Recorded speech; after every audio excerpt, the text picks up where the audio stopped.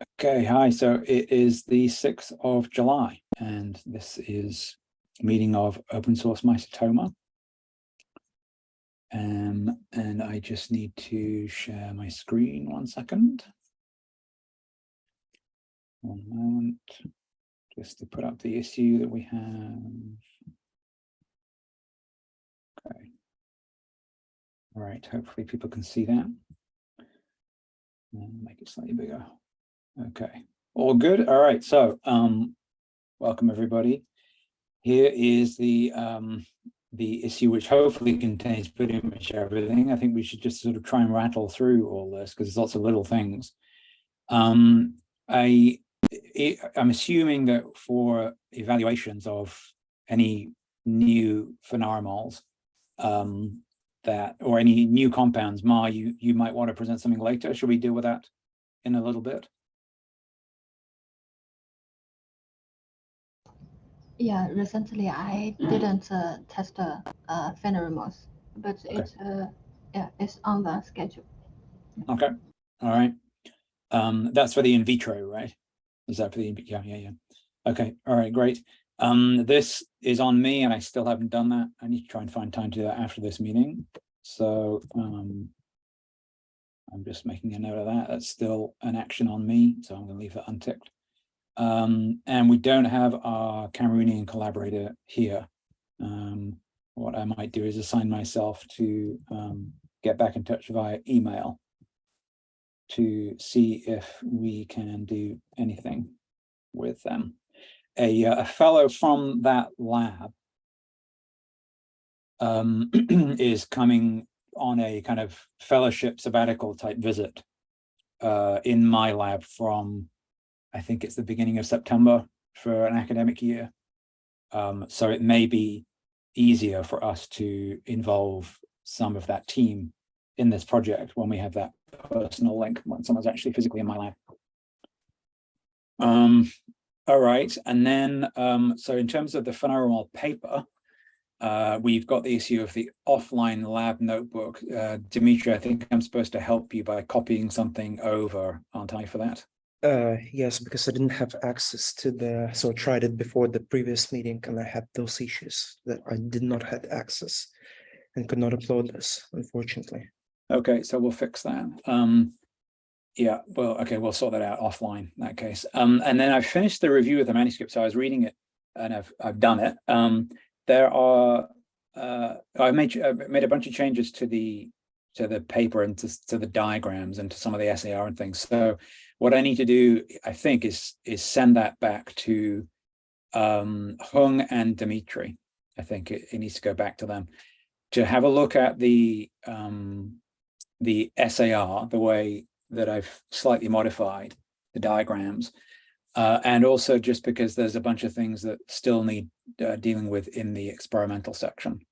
So what I'll propose to do is to send that back to them both, and then by email, and divvy up the remaining tasks there.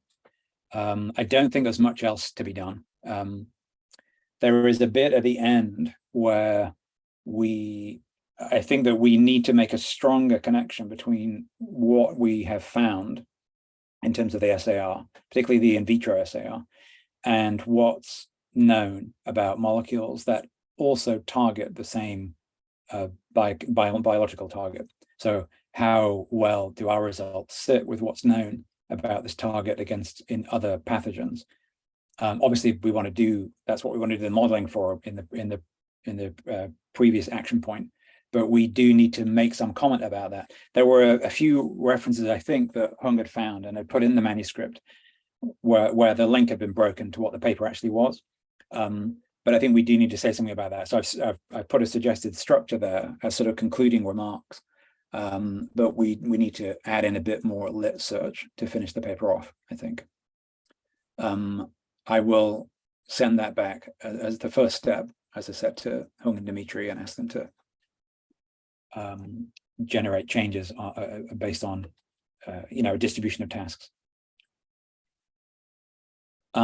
Just to note, last time this didn't make its way to the minutes of last time, but I think last time we talked about the numbering in the paper of molecules, and I think we agreed that we were just going to use MycetOS codes to keep things simple, so that the paper compounds have the same numbers as the compounds in the live online project, and the numbering can be simple. So, in the case of MycetOS 0007 or whatever it is, we can just use MycetOS 7, and that way the paper doesn't become cumbersome with these enormous compound identifiers. But we still retain that. It's going to be a lot easier to do that, I think. So that's one of the jobs that needs doing with the paper, is to actually insert the compound numbers. All right. For the siderophore idea, I put in the link to the original issue here. I think what we discussed last time was some potential ideas for things that could be attached, but we didn't really have any concrete plans for synthesis of or exploration of any of these in the lab. I think we'd encourage people to put any new ideas or people we could work with on this side of the project in the original issue, which is linked there. Can I add? Yeah. Can I add to that? Yeah. I didn't put it on GitHub yet because it's really, really recent. So I approached on Tuesday Professor Doyle in Ireland, and he made some fluorescent siderophores. So I thought we might be able to use those fluorescent siderophores at least to show that it can enter the grain. And if that works, then we at least have some proof of concept if this could work for coupling other structures, like for instance phenylimols or benzimidazoles. Right. He's willing to do that, but I still need to set up a meeting with him to discuss the details. But yeah, he's going to make some new ones this summer, so that would be great to test those first in vitro and then in vivo. Great. Is the suggestion that if we provided a phenaromol or equivalent molecule, that he could couple that to it? Now, first I would like to keep it simple, because for his own project, he's making those fluorescent labeled siderophores anyway. So just to ask if he's making them, if we can have a small bit of that. Right. So that we can do it stepwise. So if that works, then we know that we could couple other things. He's not a chemist, right. He's a biologist. So he couples simply a fluorescent label to it. So I don't know if he would be able to couple other molecules to it as well, but at least he can obtain the siderophores, and he can couple a fluorescent label anyway.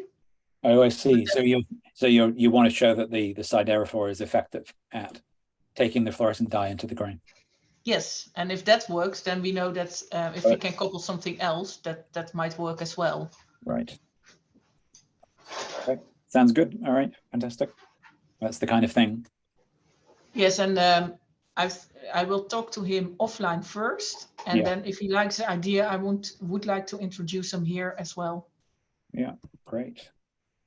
Does he have access? Does he have access to the ones the fungi use? Do we know which ones they use? Because isn't there like hundreds of siderophores? Well, he published on it before. He uses ferricrosin, so the fungal one. He doesn't work with TAF-C, the Aspergillus specific one, but the one which is found in other fungi as well. And Mycetomatus at least has that siderophore pathway as well, and it's expressed during grain formation in the larvae. So it's actually the same siderophore as we can detect in the larvae. Very nice. That's good. We are putting in a bid. This doesn't need to go in the minutes, it's just for information. We're putting in a bid for a moldy imaging system to our next capital equipment round at UCL. I think it goes in like September, and you hear it like at the end of the year, and we buy it at the beginning of next year, right? So it's not immediate, but obviously one of the uses we could make of a moldy imaging system is, I think, something we previously talked about, of trying to do cross sections of grade and then finding out where molecules are. So that would allow us maybe to do label-free detection of molecules in the grain. But we'll do our best to get that equipment. Great. Yeah, we'll do our best to get the equipment, and obviously if we get To it, try to see if a drug can penetrate without having to link it up to a siderophore. or anything else. Yeah. So we will. Fingers crossed. All right. So I think it's everything on the phenaramols. So there's actions on me there. I need to send the paper around, and I need to send the list of compounds to Epichem, and to help Dimitri with the lab notebook issue. Okay, so that's all ongoing. And then switch, unless anyone else has got anything on phenaramols, we can switch to deimmunothiazoles. Where I think, we have multiple contributors here. So I don't think we have the people in charge of the lab class at UCL. So at the moment, we have a group of master students at UCL making molecules for this series. The expectation is that I'll have a few ready to go by in a week's time, at the end of next week, as like a first batch. And then I think later in the summer, they'll have a second batch ready to go from that list. So that's the project being organized by Erica at UCL. So that's kind of ongoing in the background, but they're not here to give an update. I guess we do need to make sure we're in touch as a group there. And so that first item is remaining with me to organize an hour catch up to, loop in everyone who's working on this series of compounds. That's still on me. The WIT gift sample is going to be included by Dimitri in the next shipment of compounds. The last set of compounds that Dimitri's making, that compound will be as part of that shipment. We just need that compound inserted into the master list within MycetOS code if it doesn't have it already. That's the third action there, but that's relatively simple. And then I don't know why this is an action item. It's not really that.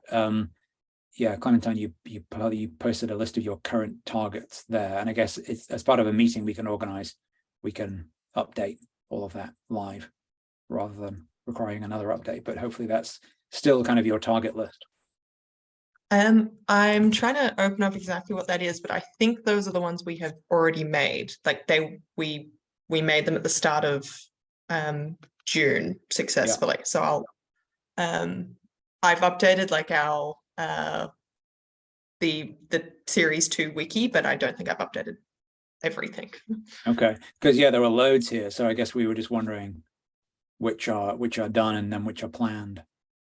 Yeah, so basically all of those ones, if you scroll up, the ones up here, we made all of those, and then we actually ended up making an extra 3 because of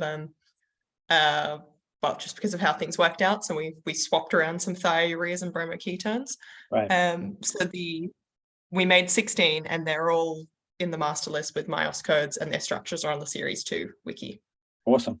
That's great. And I've got to update with we've got some new targets for our SSP lab program, which will be in another month or 2.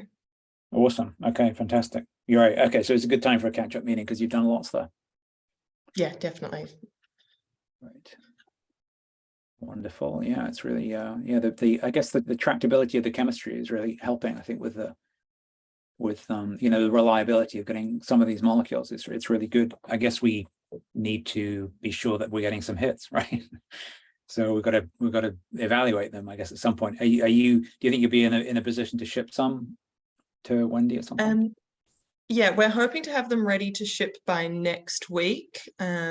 I'm not sure how long it takes for them to get over there because I've only done it once before. But yeah, sometime, hopefully within the next month, they should arrive. Fantastic. Then Whitgift School, the need for help with this compound evaporated, it turns out. So that's all done. Then, yeah, I think this may have dropped off the list of things, but yeah, Anthony, you posted something about this paper, and we were interested in getting samples of these molecules given their similarity to series 2. I forget where we're up to, but I'm pretty sure this was on Louisa's plate to try and see if she could get some samples related to that work. I'm pretty sure that's what we're up to, but hopefully I'm not behind the times. Unless anyone remembers differently, I think we were just waiting on. I think it was up to DNDI. Yeah, I think there was an MTA issue or something. I think that was all it was. So just want to keep that live because it does look like an interesting set that's related to what we're trying to make. And then, yeah, just this issue because of the complexity of the project, because there's so many compounds, we just got to be really sure that we are, keeping track of what has been suggested and who is looking into it. So I don't know if somebody wants to volunteer, just making sure that the master list has the capacity for people to enter a molecule, and then tag it as a target or hypothetical or something, so that it can be lodged there and we can pick them all up. That was the idea last time, because it's very difficult to stay on top of who when something's made. It's easy because it's in there and we can then import it into Data Warrior. But if someone has suggested a molecule, it tends to live outside of the master list, and it would be nice if we could try and capture suggestions a little bit, provided they are tagged as target or theoretical or something. So we just need someone to go into the master list and make sure there is a way of doing that with a column. And the best idea would be to have, if something is suggested as a target, to have a link, if possible, to where it was suggested, because then that closes the loop of keeping compounds closely correlated with their suggestors. Anyone want to take care of that? Just adding in a column to the master list in a suitable way, and then making sure that we can add URLs.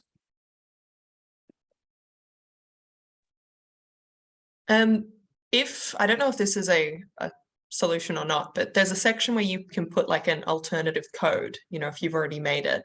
I was thinking we could just put at least, target or desirable compound in that. I don't know if it'll work if we try to fit an URL in there as well.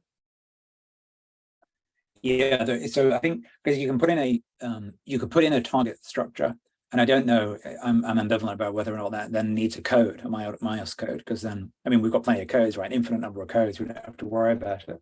But maybe we should only give a MycetOS code to something which has been made. So in that case, you could then put in the smiles string for a molecule, and then in the column where the code is, you put target? Yeah, so I'm like, if I'm picturing it, has the MycetOS code, and then it has, I think it's called AKA, and okay. That's where we've put like our internal codes that we've used. Right. But if it's just something that we're putting at the end, master list, that's the whole point, because it has been, there's no need to add like additional one. We just need to probably redesign one of the columns and add this information, and that would be a solution as well, as an optional thing. Yeah, I think that's what we're saying. I'm just like, are we picturing that this is something that's the end and you just kind of copy paste it and move it down when you're adding new compounds? No, I think you can add the compound as normal to the master list, right? If it's a suggestion. So you add in the compound with the no MycetOS code. No, with no MycetOS code, right? So you add the smile string, and ideally you add the place where it's suggested, so that there's a link there. Otherwise, in a couple of years' time, we're going to be confused about who did what.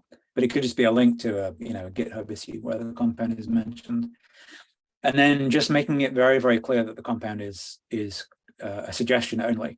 And so it could be that in the somewhere, potentially in another column, which we could just insert into the master list, you just color it green or something when it's a target, right? And then when it's made, you just have to remove it or something like that. But we need some kind of solution where we can capture this, because particularly for this project, it's complicated. I'm happy to try and work something out and discuss it at the next meeting and see if it makes sense with everyone. Yeah, okay, that would be great, because if you are, for example, the things we just saw for your compounds, there's a grid there and loads of molecules, and some of them are suggestions, so we just want to make sure we capture them. That if we have all of the molecules related to a series and we import it into Data Warrior or something, we can capture that, and we can see which have been suggested and so which are missing and those things. be useful. All right, so if you can think about that, give yourself an action item, and then we can talk about it next time. That'd be awesome. Thanks. All right. And then, so I think that was all on that. I guess we need to just get together and have a meeting and talk about the molecules. Then the series 5, the oxazoles, this again was on Louisa to try and obtain samples of something. And I guess I'm not quite clear which samples we are thinking about. Maybe this issue became confused with the series 2 issue, but this is the benzimidazole issue. And I guess that Louisa was also tasked with seeing if there were other molecules around that were similar. We had asked the 2 Sydney Uni honours students to look into the surrounding chemical space. So which molecules have been published recently that look the most similar to these compounds, so that we can reach out to people who might have samples, and maybe these 2 things are linked. I mean, I guess those students have to do that for their honours thesis, but as soon as they've sort of completed that search, it would be great to try and action anything which is obvious where we could go for existing samples. And yeah, we still. Yeah, I think they might have. Sorry, I think they might have forgotten about that because neither of them have mentioned it to me. But Okay. I'll try and remind them that soon is better. Yeah, I mean, I guess they've got to know that what they're making is novel, right? So they've got to be aware of the chemical space. Yeah. And I think it's still waiting on Payan, if that's how you pronounce it, to join, because I think that we have a code for that person. So if they want to be involved in these discussions, it'd be great if they could join. Yeah, she does have a GitHub, and I can link to her GitHub afterwards. Right. But she is on leave at the moment for family reasons. All right. Okay, so yeah, that's given the promise of this set of molecules, there was some interest there in trying to find out things that we might be able to access without too much effort. And then yeah, this one with Dimitri's latest shipment, that's all been done, so that should be ticked. I can edit that because Dimitri shipped the compounds already, and the list is in the link that's shown there. All right, and then on the DMPK offer from Dundee, we had a meeting about that recently, and the offer was there to measure a bunch of compounds for us, which is a really great offer. And it was on us to think of molecules that we could send. So the summary here, thanks for this, Bernard, was that for MycetOS, we've got about 30 to 35 molecules which can be measured, which is really sensational as an input for us. And the data is always useful for grant proposals and papers and stuff like that. And we just have to make sure that we've got these compounds ready to go. We'll get to Lauren Webster's lab in Dundee by, I think, the beginning of August. And so in the meeting, we suggested that means, a few compounds from each of the series. And it was on us to think about compounds that we might want to send. The idea, I think, is, it was about 2 to 3 milligrams of powder. And obviously the molecules need to be pure.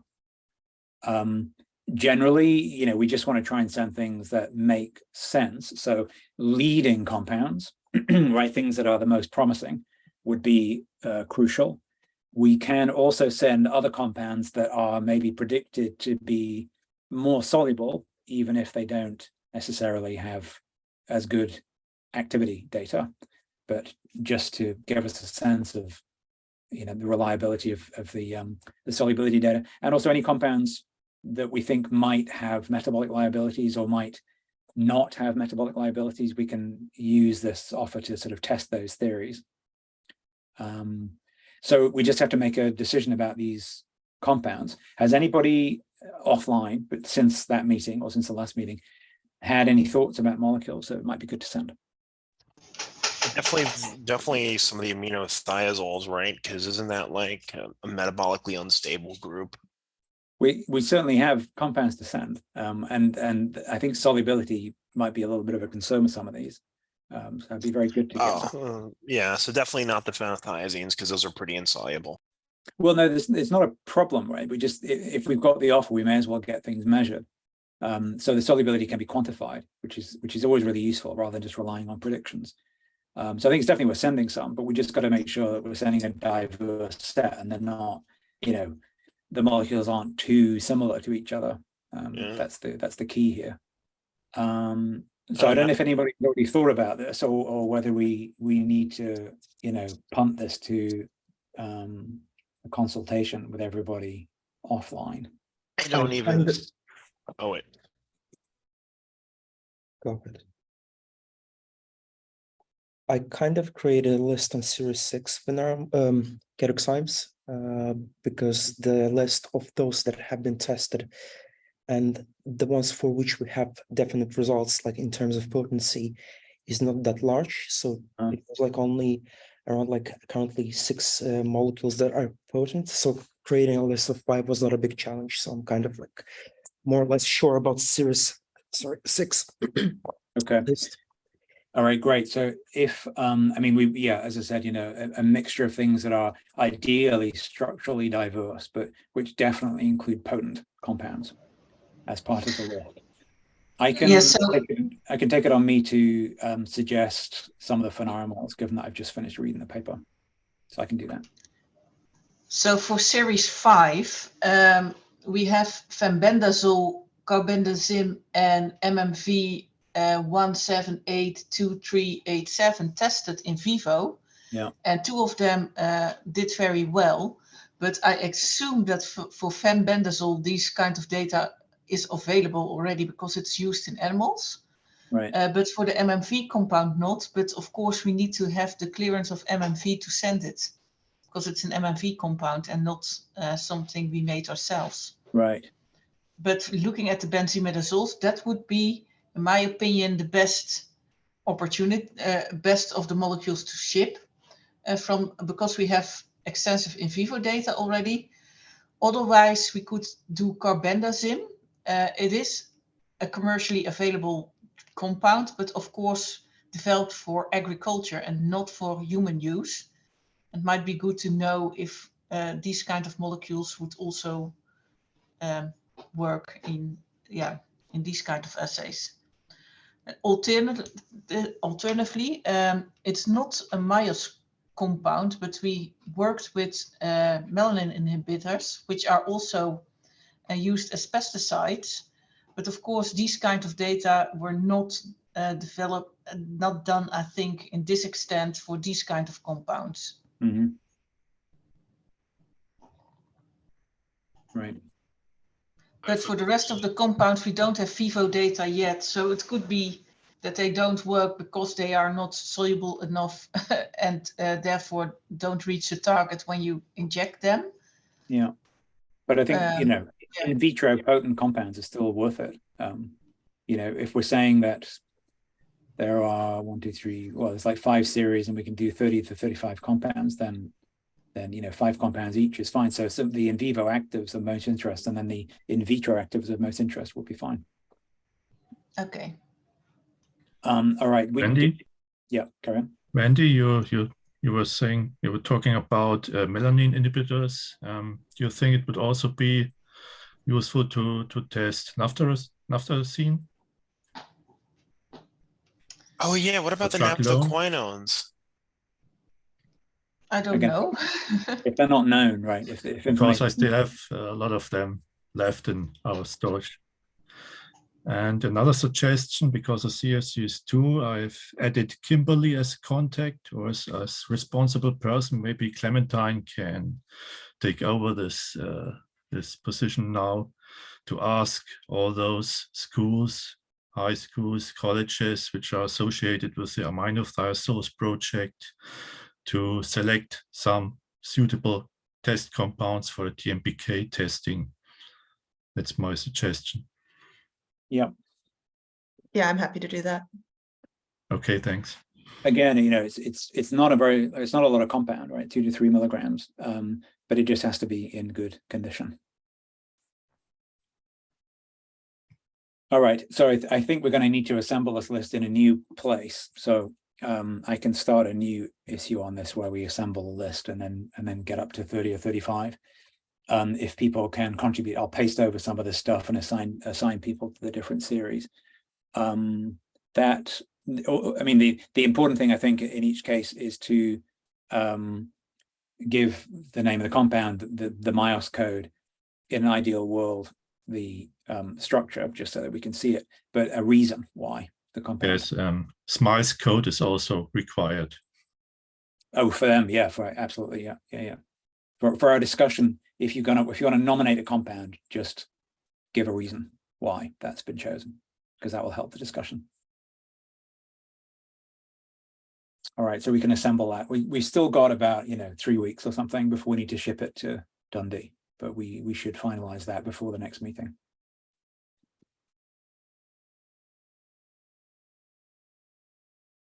Very useful indeed as an input. Okay. Sorry, Matt. Is yeah. there any information about DMPK studies, like how long generally is it going to take from the time of submission till we get like some results? No, I can't remember, a few weeks or something, isn't it? 3 weeks, something? Oh, that's quick. Okay. I don't know. But that was the implication, because it's an Yes, intern. I think the student is there for 3 months in Dundee, and I think within this time it should be available. Right. So it depends Starting on from July to September. So September, October, it should be available. Oh, right. Okay. So slightly longer, I thought. Or earlier.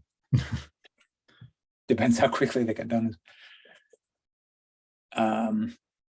Okay. And then for the global health priority box, yes, there were these molecules that were looking interesting. And there was one that looked extremely similar to one of the malaria compounds. Yeah, so that one's interesting. It lacks the thing which is needed for that activity, which is the sulfonamide here. So it won't be the same thing. But there is another OSM series 3 compound that looks a bit like this, with a nitrogen heterocycle here and a tail, and something else here. I think again it's a sulfonamide, but it isn't very potent. It doesn't have the same mechanism of action as the original. It might overlap with that. So yeah, I mean, it's if you do medchem long enough, everything looks like everything else, but that is quite a strong similarity. But I guess I wasn't sure. I mean, we don't really have any actions related to this, right? We've just got these hits in the in vitro screen. So Wendy, was there a plan? I'm sorry if it's already done. So have these been screened in vivo? Those compounds are actually planned to be screened in vivo this year. Got it. But we have some issues with the larvae. Yeah. So the plant where we normally get a larvae from is flooded, so they cannot grow the larvae. Mark got a good supply of larvae 3 weeks ago, which worked fine. So we thought, okay, we found a new supplier. Yeah. But last week and this week, we got the same from the same supplier larvae again, but they are not good enough. So they simply die the minute after you touch them. Right. So we're currently looking for new suppliers for larvae. And when we find, we order for 2 or 3 different companies now. So next week we need to see if the infections and the treatment of our standard compounds is the same as usual. Then we need to repeat, so that it's not a one-time good luck experiment, before we can start thinking of screening other compounds. So this is really a setback. This also means that there's quite some delay in testing, and we hope we can finish everything this summer, but there is a possibility that the delay is to such an extent that we need to make choices. Yeah, that must be very frustrating. But yeah, nothing you can do. No, yeah, we do our best, but these compounds were on the screening list, and since there are only 3, they were given a high priority. Right. I mean, they're quite elaborate drug-like compounds already, so they're good hits. Yes. All right. So that's. I just want to say something about the thionopyrimidine compound, the left one. It's possible that this compound can also target kinases. Mm-hmm. Because there are quite a few papers about kinase inhibitors as anti-cancer drugs, for example. And maybe that's a possible target for this compound. And there's a lot of research in this field. And myself, I've also some 100 derivatives of such dieno-pyrimidine derivatives, mainly for anti-cancer and antiviral projects. So this might be a source for testing next year when Mao has his time again to do this. In case this compound class is promising. Did Yeah, the so kinase inhibitor library get ordered? yes, the kinase inhibitor library is ordered. It also arrived. I don't think Mickey is on the call today, but he will be testing this. He did also a bioinformatic analysis on the kinases, so we know which kinases are in the genome, and he wants to screen this library as soon as possible. Probably will be in the early fall. We also hire a student who can help us with the screening. She will start in September. Wonderful. Okay. That's great. One little thing here, Rohan's compounds, the nicest well plate that you received. I guess that's in the queue, right? We got all the data here from Rohan, but we don't have them in the master list. This is sat here for a couple of meetings now. We just need to make sure it's in there. Rohan said he didn't have any capacity for it. Clementine, is this something that maybe one of the honor students could take care of? Yeah, data I'm entry? sure Marita would be happy to do it. All right, thank you. That would be great. I just want to make sure we don't lose it because it's 96 compounds, right? So, or up to 96 compounds. Thank you very much. That's great. And then, yeah, so I think in the last meeting there was Terry came along and was talking about things, but I guess we've lost touch with what he was intending to contribute here.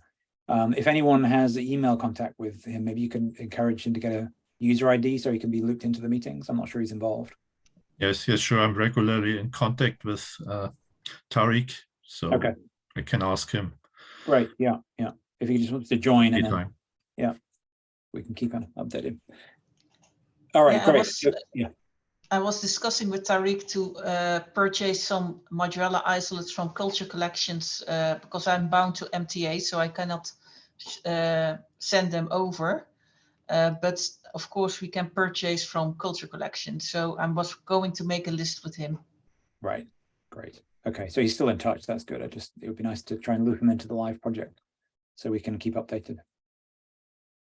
All right, so that's all the stuff that is needing doing. So is there anything anyone wants to raise which we haven't covered? Any new data or anything else? I would like to give a quick update from UCL. Yep. Just like in 4 or 5 minutes maximum. Just a very quick one. Where we're up to. I'll start sharing the screen. Can everyone see the screen now? Yep. Yes.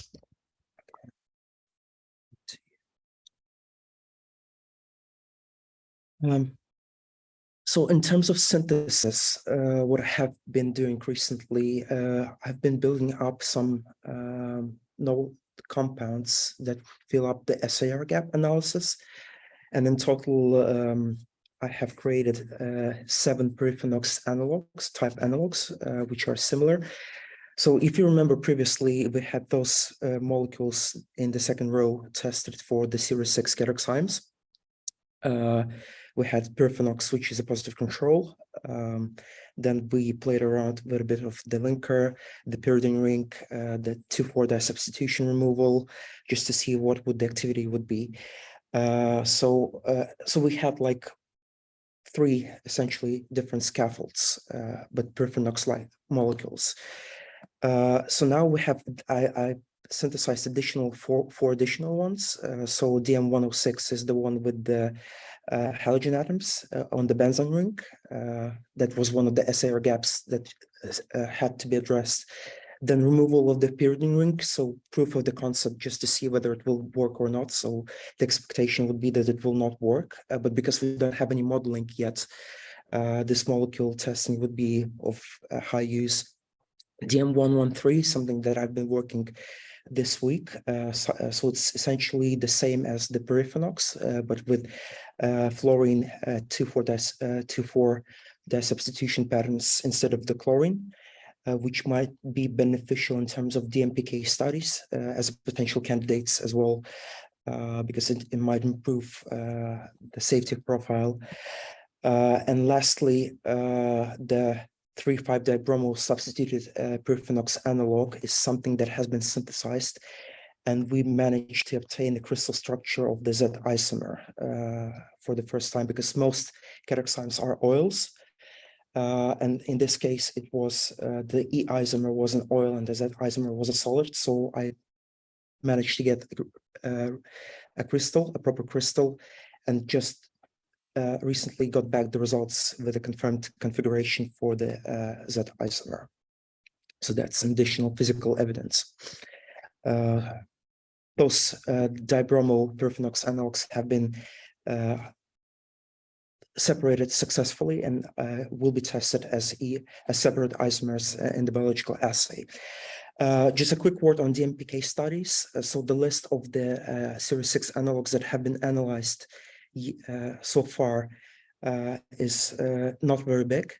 So in terms of potent analogs, there are only 6 molecules that showed potency, and I would say if we're talking about like 5 molecules, so the priority list from left to the right would be something like this, with Perifenox, of course, being the most on top of the list, the most wanted for DMPK studies, and then probably the benzene ring, the localized pi electron system, the closed cyclopropane, and the straight alkyl chains. So probably that would be the list, but we can talk with Matt in the future meeting just to finalize the list. Maybe we can alter that as well. But that would be probably my best choice, based on the potency, of course. And finally, a few words about the molecules that will be shipped in a few weeks' time, in 1.5 weeks' time, before the 18th of July. In total, there are 13 molecules currently, with the Series 2 minithiazoles from Whittaker School. It's going to be 14 entries in total. Yeah, so those have been synthesized, most of them, and characterized and ready. Most of them are ready to go to them for evaluation. And probably that's Dimitri, when you send them, could you please put in very clear labels? Because the technician, Kimberly, we really couldn't figure it out for some of the molecules. So a label where there's either the MyOS and the DM code, but certainly no overlapping codes. Because that makes it we'll use difficult for stickers us. next time to avoid this problem. Yes, thank you. Yeah, we can talk about the shortlist there of things that are sent for DMPK. For Perifenox, just find, I mean, the data must be known in the literature. Make sure we know what that is. There's no huge harm in sending it again, because it's almost like a control. But given that it's used already, presumably in the literature somewhere there's DMPK information for Perifenox itself. So if you can try and find that, so we can just have a look at what kind of thing we're looking at. Crystal structure, could you show that again? Looks really good. It looks really good. The ring. Just the preliminary results. I need to analyze them properly. I just got back from Gary Parkinson, but he confirmed that it's the right structure. Yeah. So okay. So just make sure that you do have a nitrogen somewhere on that ring, because there's a benzene ring on the left there, and it's meant to be a pyridine. I wonder if that's what that short CH bond is on that left-hand ring. Just make sure that the structure, I'm sure it does, make sure the structure is compatible with that ring being a pyridine rather than a phenyl, as shown. For the E isomer, unfortunately, I tried different options, but I could not get a crystal. I'm still trying because I have some time left in the lab, but it's going to be probably unlikely that I will get the crystal structure, but I will try. If we can, then we'll get both of them. Also remember to redissolve that sample and retake the NMR to check nothing's changed.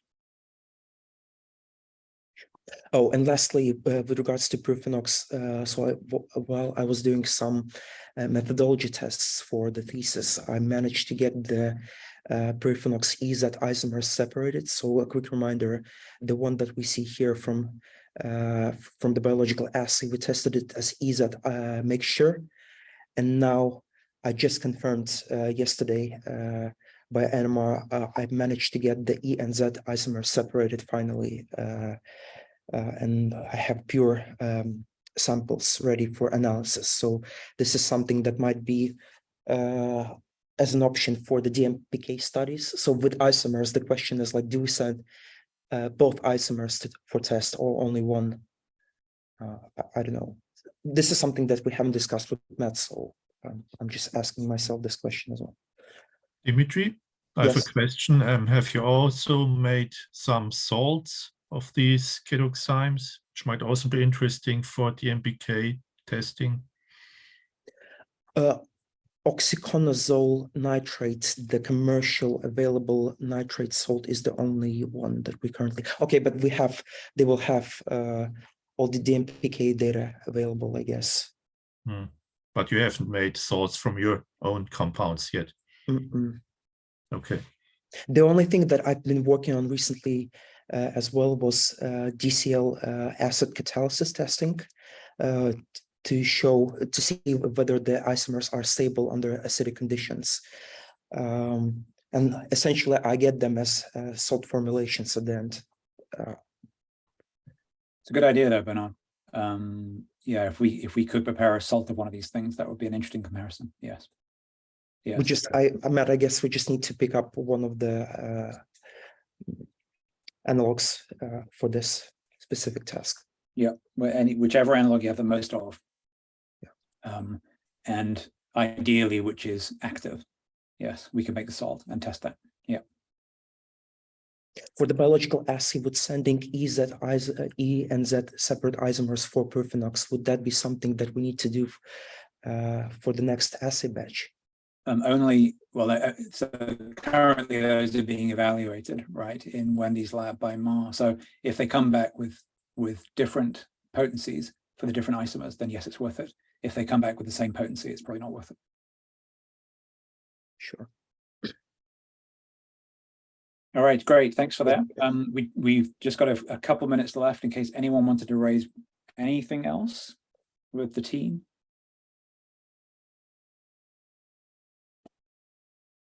All good?